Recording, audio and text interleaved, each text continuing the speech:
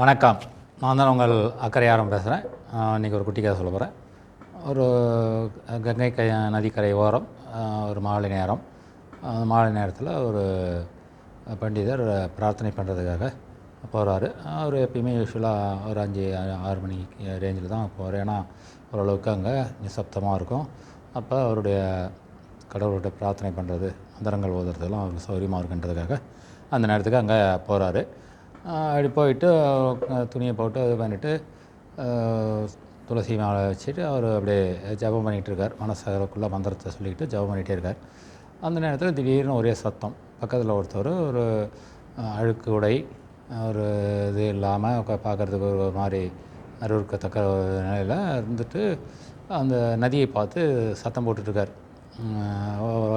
சத்தம் போட்டுட்ருக்காரு. இவர் இந்த பிரார்த்தனை பண்ணவர் பார்த்தாரு. என்ன கொஞ்சம் நாள் வெயிட் பண்ணி பார்த்தாரு.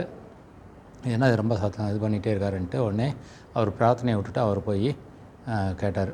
என்ன நீங்கள் இப்படி சத்தம் போட்டுட்ருக்கீங்க, நீங்கள் என்ன இது பண்ணியிருக்கீங்க, இப்படி பண்ணுறீங்க அப்படின்னு கேட்டார்.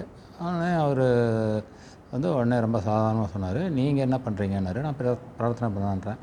நீங்கள் பிரார்த்தனை பண்ணதை நான் எதாவது உங்களை தொந்தரவு பண்ணேன்னா நீங்கள் ஏன் என்ன தொந்தரவு பண்ணுறீங்க? நானும் என்னுடைய பிரார்த்தனையை பண்ணுறேன். என்னுடைய வழியில் நான் பிரார்த்தனை பண்ணுறேன். உங்களுடைய வழியில் நீங்கள் பிரார்த்தனை பண்ணுறீங்க. அதனால் பிரார்த்தனை என்பது அவரவர்களுடைய தனிப்பட்ட உரிமை.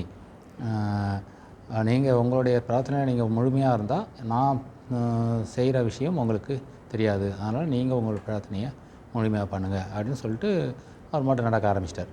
ஸோ இப்போ தான் இவருக்கு அந்த அமைதியாக பிரார்த்தனை பண்ணணும் இருந்தார் இல்லையா, அவருக்கு அப்போ தான் புரிஞ்சுது நாம் ஏதோ தப்பு பண்ணுறோம்.